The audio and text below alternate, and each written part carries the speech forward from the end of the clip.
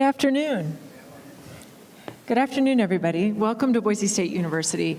I am so pleased to welcome you to this incredibly dynamic, exciting institution. This year, Boise State broke a research record, a philanthropy record, and a student graduation record, which means that we're churning out amazing students who have learned to think in critical ways across their fields of study and to go on and be leaders in their fields. We're thrilled about the work that they're doing. We are serving and positively impacting our state and our region with billions of dollars of impact from our students and from the research engine that the university is. We're proud that we came up in Idaho from a community college. We're proud that we grew from humble roots to a university that is blazing trails and is nationally recognized as one of the most innovative in the nation. That makes President Daly's story resonate profoundly with the identity of Boise State University. So I want to tell you just a little bit about her. President Daly doesn't have the typical trajectory of an international financial leader. Because of earthquakes in her own life, President Daly dropped out of high school and worked at a donut shop and Target before she had the encouragement to go on and complete her GED, then her bachelor's degree, her master's, and her PhD, all at public institutions, just like Boise State. She's not an academic elite disconnected from the reality of people's personal hardships. She's as smart as a whip economist, keenly aware of the impact of economic policy on real people in the real conditions of day-to-day life. And she is now leading one of the most important financial organizations in the world, and with that background that makes her an exceptional, extraordinary, and impactful leader. I am so excited for you to hear from her today. On October 1st, 2018, Daly became the 13th president and chief executive officer of the Federal Reserve Bank of San Francisco. I am so pleased to welcome her to the podium to speak to you today. Will you please join me in welcoming her?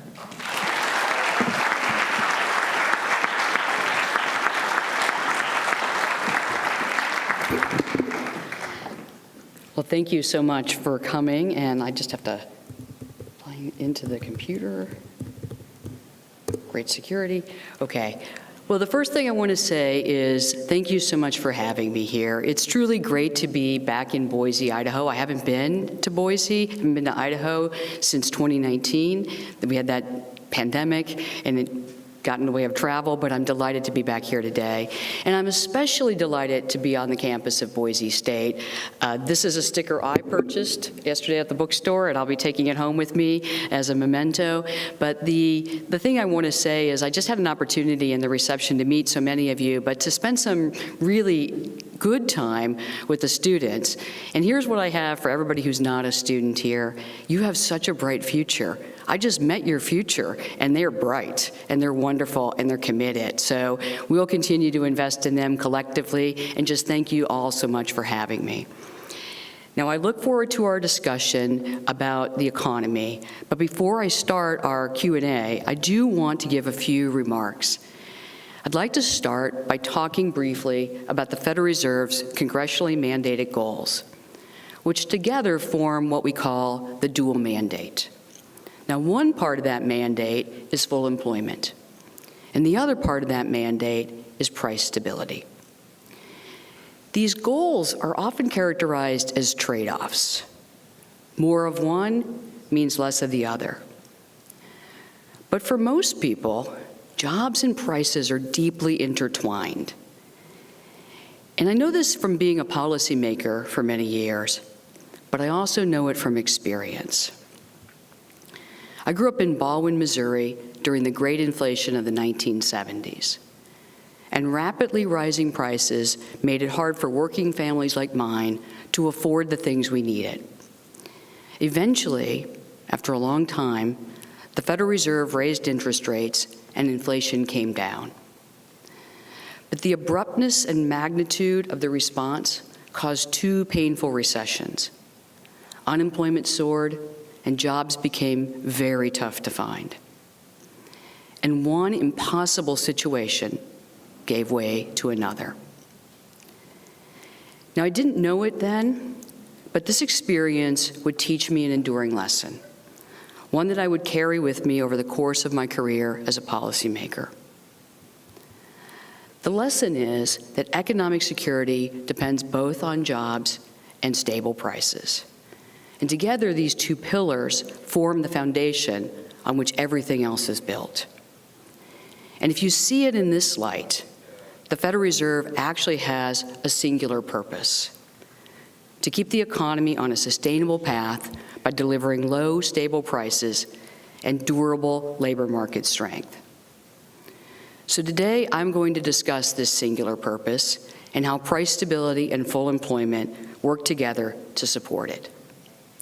And if you haven't been to a Federal Reserve President Speaker event or any Fed official, you may not know, but we're all asked to give a disclaimer, which I will do now, which is to remind you that the remarks I make today do not reflect necessarily those of my colleagues, but are mine and mine alone.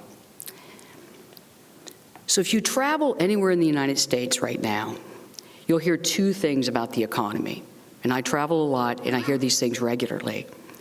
The first is that the labor market is strong, and that's true everywhere. And the second is that inflation is high, and that's also true everywhere. And you can see this in the data. Virtually anyone who wants a job can find one. Unemployment is extremely low and has been for some time. Job growth nationally continues to run well above 300,000 jobs per month, which is about 200,000 jobs per month more than we need to keep pace with new entrants to the labor market, including new graduating cohorts. So all of this, if you put it together, adds up to about twice as many vacant positions nationwide as there are people wanting to fill them. And as any business owner will tell you, this puts considerable pressure on wages and salaries. So then you might think it's a great time to be a worker, right? Well, not so much. Inflation is high.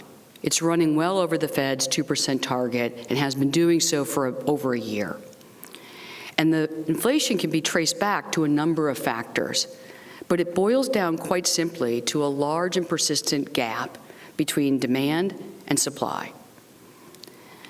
Demand has been supported by a whole host of factors, including pandemic-related monetary and fiscal support and relief, robust household savings, and a strong labor market that's built up over the past year, year and a half. And at the same time that demand is really strong, domestic and global supply have been severely constrained, hit by a series of negative shocks, including the pandemic, the war in Ukraine, and now severe labor shortages. When you have persistent high inflation across a broad range of goods and services, it erodes purchasing power, even when wages and salaries are rising. And this erosion is insidious. It's a gradual but persistent chipping away of living standards. And I want to show you a picture that makes this clear. Price inflation, measured by the Consumer Price Index, or CPI, has been rising far faster than average hourly earnings. Now, if you look at this picture, average hourly earnings is in red, and CPI is in blue. And you can see that price inflation, CPI, is outstripping average hourly earnings by just seeing how quickly that blue line is rising relative to the red line. Indeed, if I do the calculation where I say, what is average real earnings, which takes account of inflation, we find that they have declined by 9% over the past 2 years. And this means that the average worker in the U.S. economy has been losing rather than gaining ground, all while the labor market remains historically strong. And the story is even sadly starker when we look at prices for basic necessities like food and energy. These prices have been climbing about twice as fast as overall prices and around 3 times as fast as average hourly earnings. And you can see that by comparing the red line to the green line. And you can see that green line's just skyrocketing. And the toll of this type of necessities inflation, it falls on everyone, but it does not fall uniformly. It lands hardest on those with low and moderate incomes who spend a far larger fraction of their monthly budget on basic needs. So this corroding of real wages is painful, but it's so much more than that. It also undermines the basic American promise, which says that if you work hard, you can get ahead. Inflation traps people in an endless loop of running fast and falling behind, unrelated to their effort or their input. And eventually, this constant sense of falling behind starts to affect decision-making. As people struggle to keep up with rising prices, earning money becomes the central factor in determining which jobs they choose. Now, in some ways you might say, well, this makes sense, Mary. This is fine. We work so we can buy things, to support ourselves, take care of our families, and give back to our communities. But I will say that when wages dominate all other considerations, like the type of job we want to do or the chance for future mobility, they become a wedge, putting space between what people need today, have to have today, and what they want for their future.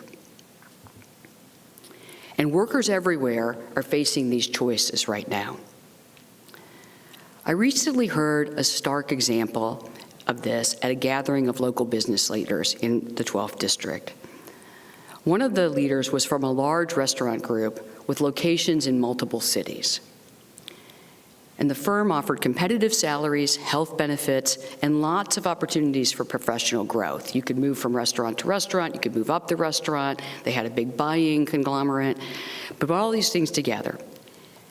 But longtime employees who had been advancing through the ranks and building careers with the organization were suddenly leaving. And when the owner asked them why, he learned that they were no longer able to afford rent near the city that they were working in, and they had to move much, much farther away. And then gas prices started to rise, and commuting such a far distance became completely unsustainable. So many of those workers left to take lower-paying fast food jobs nearer to where they lived. And these jobs had fewer benefits and little opportunity for upward mobility. But as one gentleman, an employee, put it, what choice did they have? They had to manage their short-term budget pressures, even when it meant giving up jobs with brighter long-term prospects. And the effect of these choices, and they're painful for the workers, but when you multiply them across large numbers of workers, these choices also have an impact on firms. And businesses are experiencing considerable churn in their employee base, often losing workers as fast as they can train them. And their response is predictable. They raise wages as much as possible to try and retain staff. They divide jobs into simpler tasks that require less training. And then they accelerate the search for ways to automate or outsource in order to reduce future worker demand. And in the meantime, they produce less or expand more slowly. And these distortions are problematic, but unfortunately, they do not stop there. Inflation also affects longer-term decision-making in a way that lingers well after it's dissipated. And one of the clearest examples of this long-term impact can be seen in trends in post-secondary schooling. Enrollments right now in the United States in 2- and 4-year colleges, certification programs, and technical training are declining. And this is happening for many reasons. But 2 key factors are affordability and opportunity cost. Post-secondary education is already expensive, but it is even more costly when people have to give up earnings and still pay more for gas, food, and rent. And when firms are avidly bidding, competing up wages to get workers, the equation just doesn't add up. And so many young people are taking jobs and delaying or opting out of school. And here again, these individual choices that young people are making, they bubble up to firms. The strategic decisions of firms about where to locate, where to expand, and how to invest are all shaped by the projected availability of workers, especially ones with post-secondary school or skills. And so as they plan for their future, declining school enrollments will factor into these decisions and change the landscape of what they do.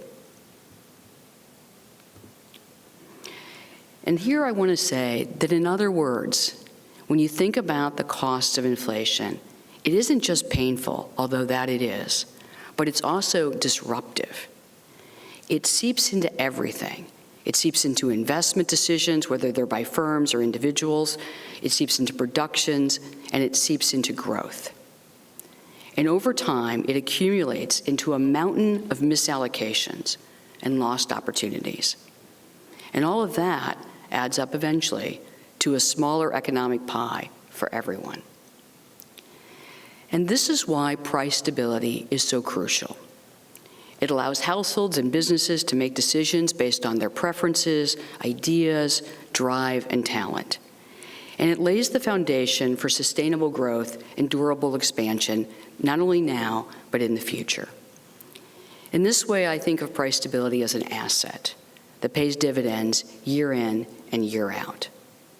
And protecting price stability, supports everyone.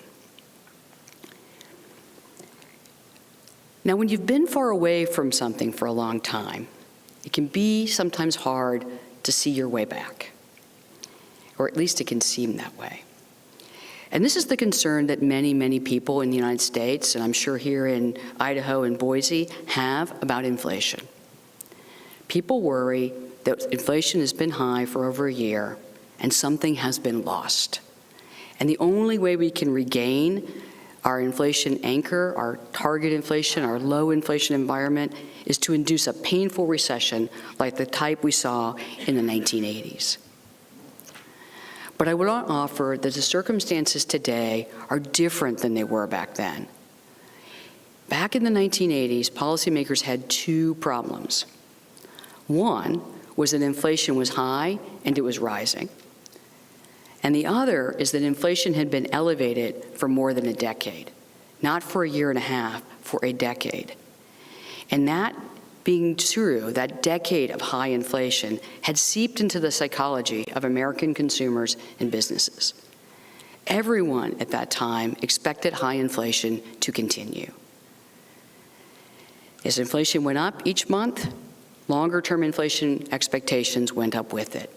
And that became a vicious cycle.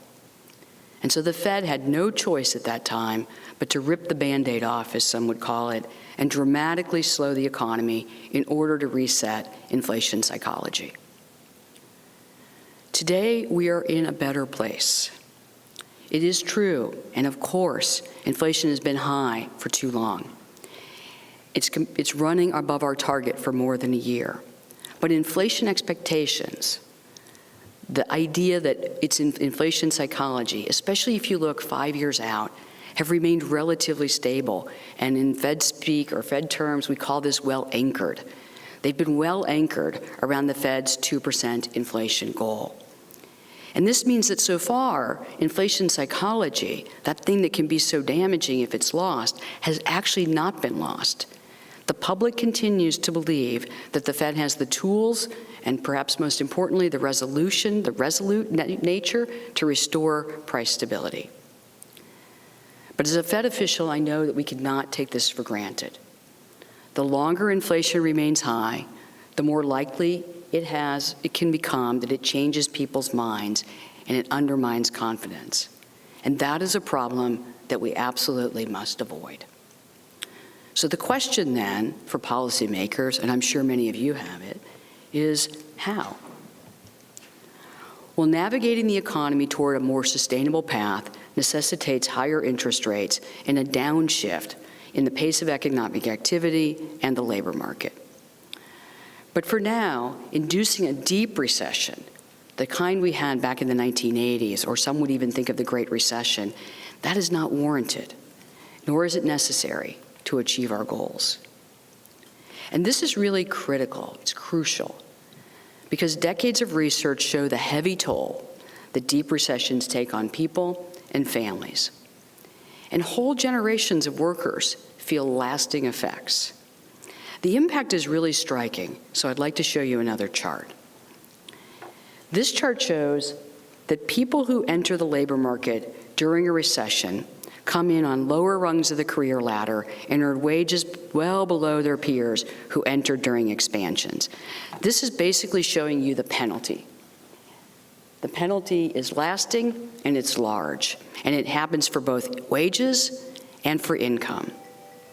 And everyone is affected: college graduates, non-college graduates, all genders, all races. It doesn't matter. The entire cohort suffers. Those historically less advantaged in our economy, including those with less than a high school education and people of color, they're especially hard hit. And these effects are not short-lived. You can see 10 years out in careers, there's still a substantial penalty for graduating into a severe recession. And the other thing we know about it is that the more severe the downturn, the greater the potential for harm. Avoiding this kind of recession or harsh recession will not be easy, but we must try. And we've done it before. The expansion that started in the 1990s is a notable example. After the Fed tightened policy to keep prices stable, price stability, growth slowed in the economy, but no recession ensued, and a decade of strong growth followed. No doubt, the job will be harder this time. We are facing, as a nation, a myriad of risks. Ongoing battles with COVID globally, the global economy still suffers from that. The war in Ukraine, an impending recession in Europe, all while central banks across the globe are tightening monetary policy to combat high inflation or high and rising prices. These risks, combined with stubbornly persistent supply chain issues that just haven't resolved, ongoing strength in the labor market, and robust consumer spending, narrow the path for a smooth landing of the economy to a sustainable path. But they do not close it.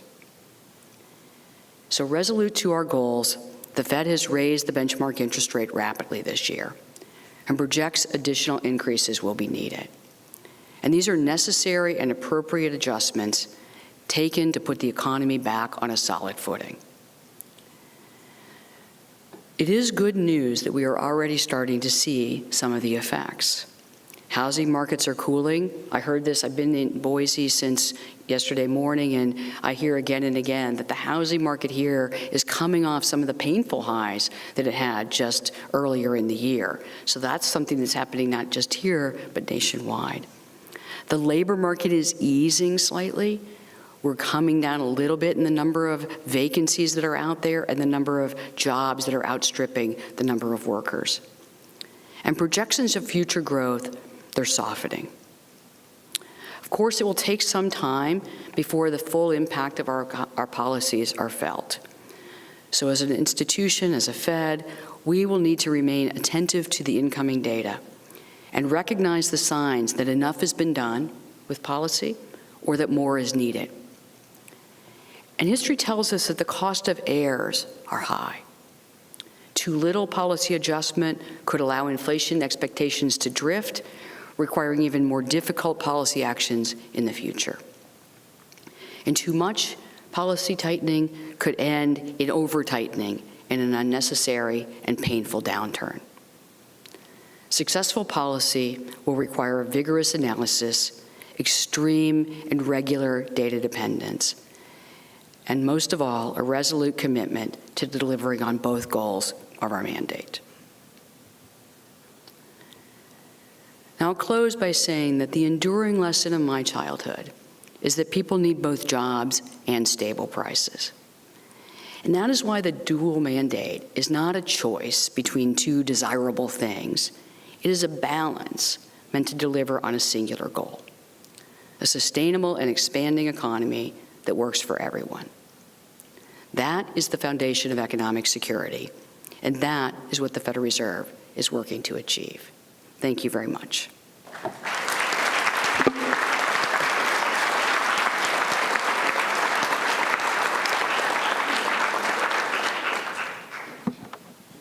Do you need this?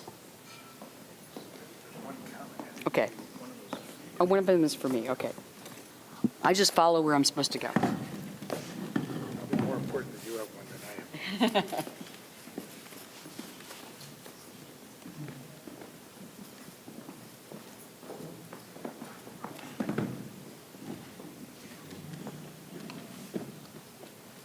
Working?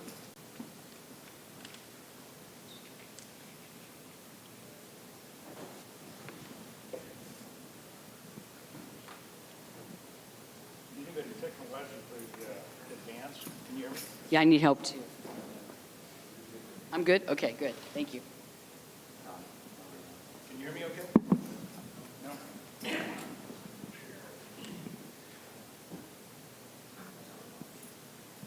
Well, welcome everybody, and I don't want to take any more time because I know we've got a hard stop with Mary having some interviews with the media at 3:30.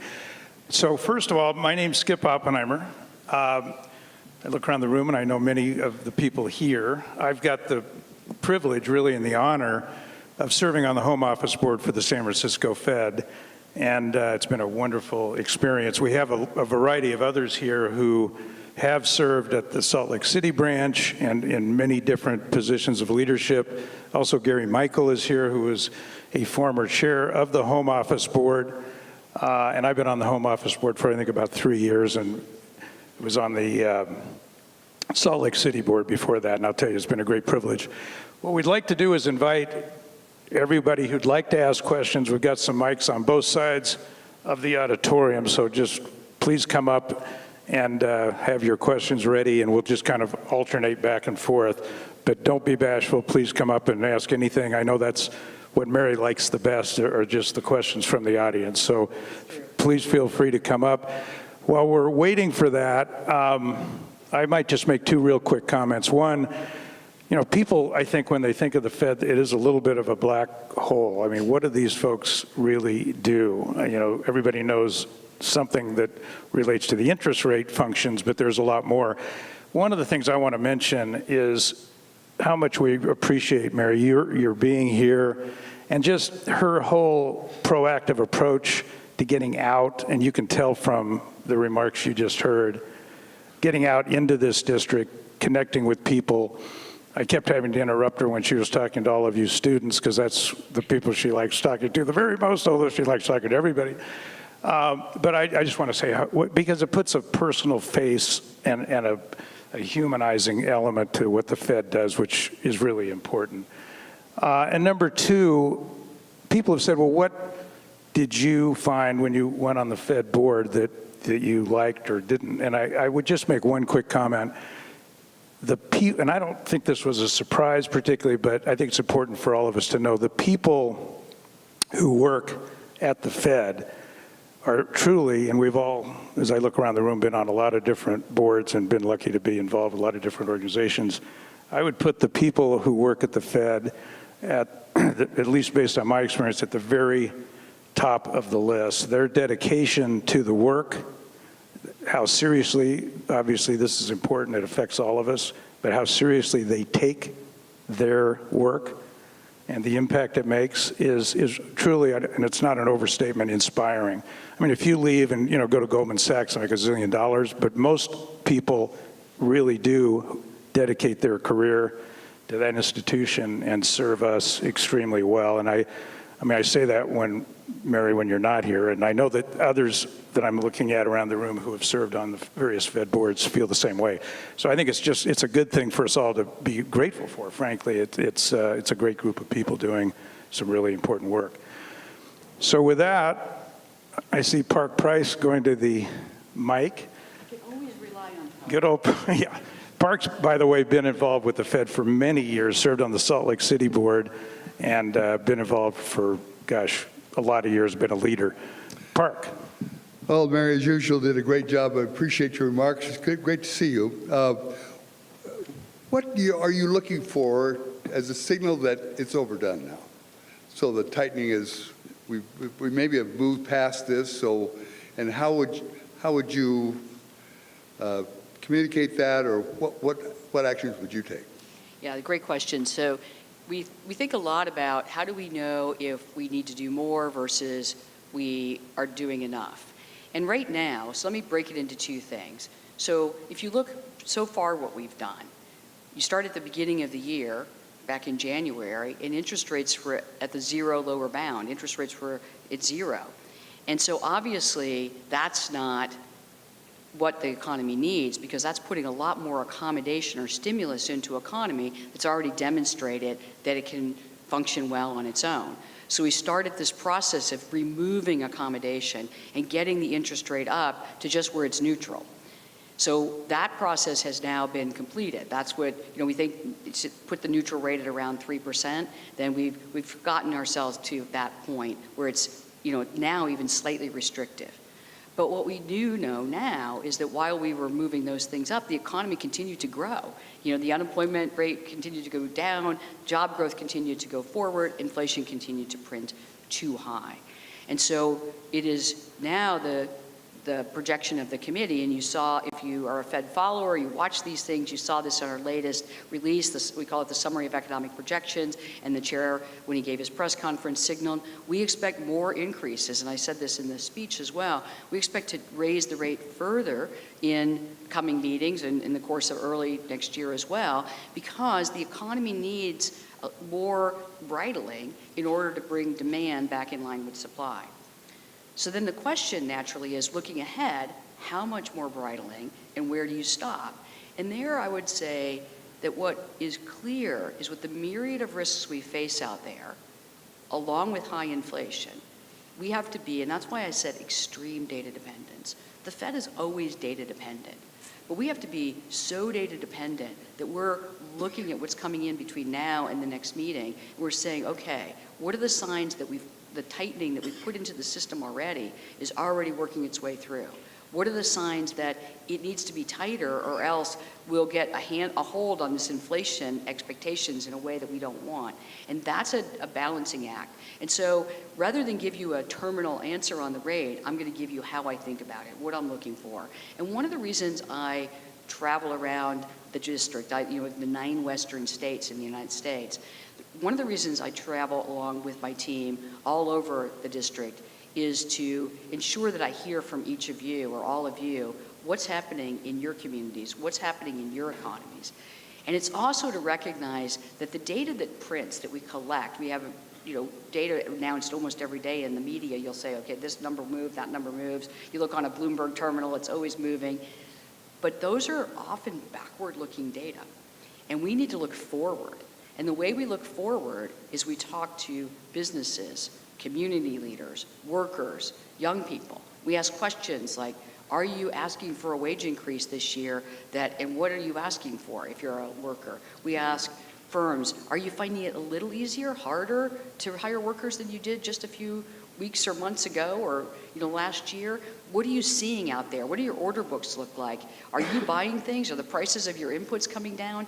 Those are the things, Park, and everybody, that give us the idea. That's what I'm looking for. I'm looking for some real slowing in those things. And I'm hearing some bright spots or green shoots, however people would like to call them.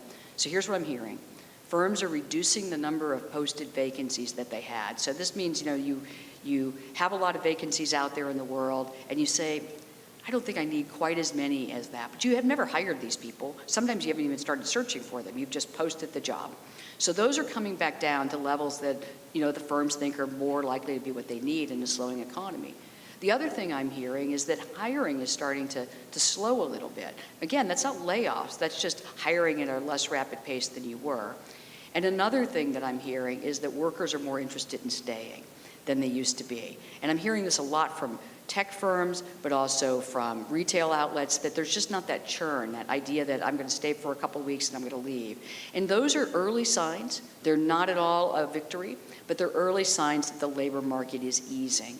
We see in the housing market, as I mentioned, housing prices not growing as rapidly. Boise was, unfortunately, an iconic example of rapidly growing housing prices that priced so many people, first-time home buyers, right out of the market as coastal buyers moved in and paid cash for homes. We're seeing that ease off. That's a good thing. But that doesn't mean the job is done.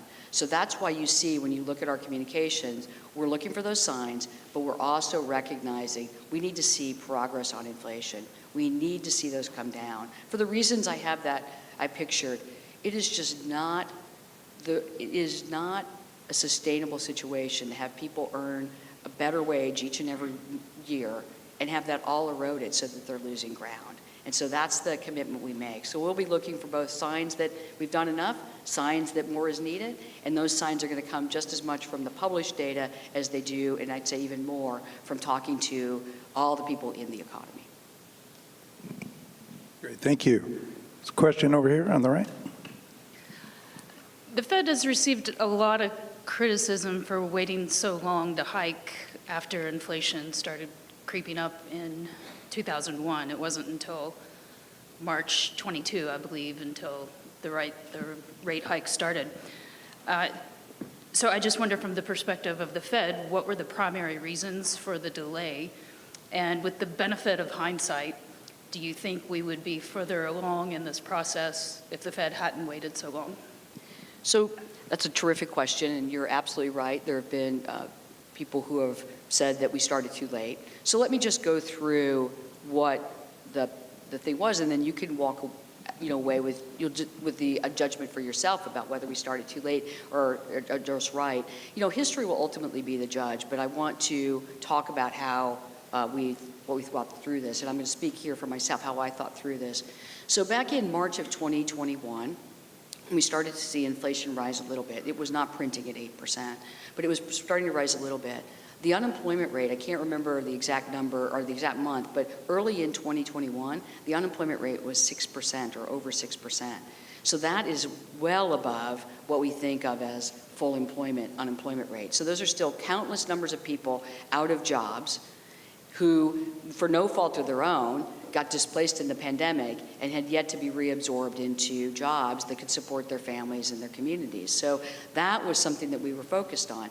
And then inflation is coming up, but it's, about 50% of the excess inflation we see is demand driven. And the other 50% is supply driven. And by supply driven, I mean there's just so many supply chain disruptions, whether it's in, things that you're trying to buy, goods, or it's in energy and food because of the war in Ukraine, along with just the COVID disruptions. These things are real. And so we were working hard to understand when would that supply chain ease. And the biggest thing that I personally missed back then was that I thought we could get the pandemic behind us more quickly. I thought that with the movement of vaccinations, that the availability of vaccinations, not only domestically but globally, we would have greater access and greater take-up in vaccinations, and COVID wouldn't be persistent all the way into 2022 like it is. I mean, we've managed to wrangle it down much more effectively than some other countries, but China's still in lockdowns in some parts. This is extraordinarily harmful to supply chains because China produces a lot of things. So I thought we would get that under control more quickly. Then when it became clear that that wasn't happening and that the labor market was really, it got very strong over the summer of 21 and unemployment started to fall rapidly, it was clear around the fall of 2021 that we were going to have to move to fight inflation, and the economy was quite sustainably strong enough to do that. And so then we started the pivot. I don't know how many people follow the Fed, but we did what people termed the pivot. And the pivot was we moved from a posture of we need to make sure this bridge is long enough so that people don't get left behind through no fault of their own when the pandemic hits, to we really need to tighten policy, take the accommodation out, and let the economy function on its own.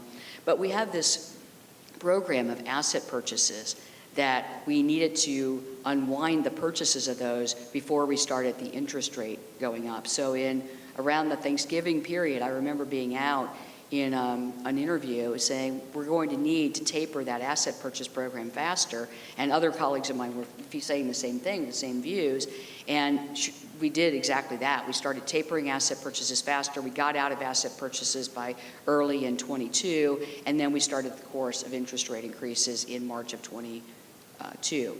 Now, the thing that has made a huge difference in how quickly we've been able to adjust interest rates is that in March of 22, before we started raising the rate and before the summary of economic projections came out, mortgage interest rates were around 3%. And now they're well above that. I think the latest print I saw, it changes fast right now, but was 6.7%.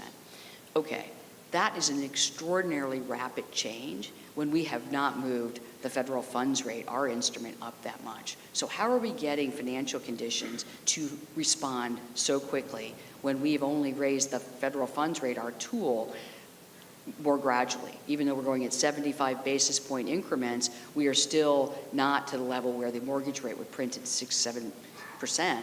Why did that happen so quickly? It's because we have another tool that we've used, I think, very effectively, and that is forward guidance. We have told Americans, and that is households, businesses, market participants, we have told people what we expect to do and the pace we expect to do it at. And I don't know if you remembered, but Chair Powell said expeditiously, we're going to move the interest rate up. And so we've done that. And that's helped bridle back the economy much more effectively and speedily than we would have done in previous periods where we didn't have the forward guidance tool and we were moving up more gradually. So then you ask the question, if you had it to do over, what do you regret? So here's something that, the way I look at things is this. Instead of working to think about what I regret, I work to think, what do I need to learn? That was a lesson. How do I learn it? How do I bring that forward? So here's my lesson that I'm taking from that period. We are in a period where we've had to use both our asset purchases and our funds rate. The funds rate is a very nimble tool. We can say we're raising it, it moves, we do it, it's quick. It can go from zero to a tight path really quickly. The balance sheet is like a tanker ship. So think of the funds rate like a speedboat. The balance sheet, our and our purchases, it's like a tanker ship. And we have got to think of ways to be more effective at allowing that tanker ship to turn more speedily or allowing it to be turning directionally while we're raising the funds rate. Because that ordering, that sequencing where we had to finish that before we could start the other thing, that cost us a couple of months probably. But again, we're talking about a couple of months. And I'll end on this note because I think it is useful. It is not an apology or a defense or any of those things about why it's different this time. It's simply a fact. In the decade where we got really behind on inflation, the 1980s, the one that I lived through and then we had to correct as an institution, that was inflation that persisted for 10 years. Our inflation has been high for a year, a little over a year, and we are actively moving it back down. So the challenge won't be as hard, even though it won't be free. Thank you, Mary. I think that went fast, but I think we have time maybe for one more question. I wanted to give a complete answer. That was part No, of it. appreciate it. One more question. Okay, sorry. Hi, my name's Natalie Fleming. I'm a student here at Boise State University. I raised single mom, 4 kids. And right now, there's a lot of hopelessness that a lot of people feel in our communities as far as the housing economy. And I asked you this earlier, so this is an opportunity to share your answer with the class, is that we've seen that the Federal Reserve has been purchasing $2.7 trillion in the housing, in mortgage securities, and it feels like we're competing against the Treasury versus the massive international equity firms buying up huge swaths of homes and putting them in perpetual rentals.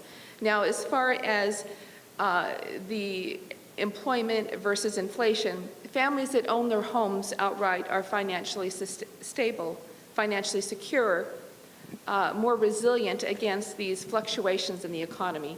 And sometimes it feels like we are we exist to serve the economy rather than the economy existing to serve us. And so I'd like you to share your thoughts on the matter as if the Federal Reserve has purchased $2.7 trillion in homes, does that put the Reserve in a greater position to play a part in helping families to have full ownership instead of being in perpetual rentals, which hurts the taxpayers because the longer you're in a rental, the more likely the government ends up providing the constant rental income that goes to the massive international equity firms. So what are your thoughts on this big, huge mess? But there is a tremendous amount of hopelessness in families. I've seen amazing families who worked hard, who are now homeless. So thank you for the question. And there was a lot in that question that is important to touch upon. So let me start with one fact that I think is really important for everybody to know. So the Federal Reserve, in our purchase of securities, which are treasuries and mortgage-backed securities, does not purchase any homes. We don't have anything to do with properties. We are not actively in the marketplace. That's not the role we have. The thing that is important to know is the Fed has lending power, but not spending power. So in 1913, the authority given was ensure that you're the lender of last resort, ensure that the interest rates are where they need to be for sustainable growth in the economy, and later fulfilling, when the legislation evolved, fulfilling the dual mandate. So we're not in the marketplace, and so we don't really have any direct control over the marketplace of supply of homes and demand for homes. What we have is an interest rate that when we move it up, it makes all interest rates rise. That's how the economy works. It transmits through all interest rates. It transmits through car loans, credit card debt, mortgage interest rates, small business, large business, all those rates. And you're seeing that now. What that will do is it will slow housing demand, and that will slow the growth in home prices. Now, here is something that often gets lost.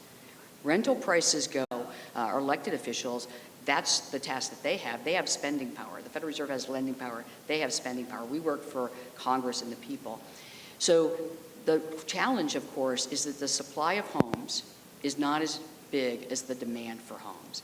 And where you especially see this is in starter homes. Early, the first buyer, that is just a supply that is woefully behind the new families starting, the people trying to initiate a home purchase. And that is something that was true before the pandemic, and it has been made much worse by the tilt towards higher end, bigger spaces that was propelled in part by the fact that people were teleworking and they wanted to have a bigger space to live in. So the answer to all of this will be, first the Federal Reserve's role is we have to get inflation down. We have to make that a sustainable piece of the economic puzzle. But then we have to work as a society, and that's private sector, that's public sector, that's people working together to ensure that people can have shelter. Shelter is important. One of my community leaders in the district said that a car is the new affordable housing. Now, when you think of that, that means people are living in their vehicles. And obviously that's a problem that as citizens of the country, we don't want to see. So I don't have answers for that. The Federal Reserve doesn't have the tools to do those things directly, but we absolutely study them. We absolutely look at the effect on the economy. And I have great confidence in our elected officials and in the programs that they're doing with private sector people that we can solve this problem. We just have to focus on it. I mean, we came through a pandemic. Surely we can solve a supply and demand problem. Well, thank you all so much for being here, and Mary, special thanks to you for being here, and just the thoughtfulness and the insights that you provided us today. Much appreciated. Let's give a round of applause.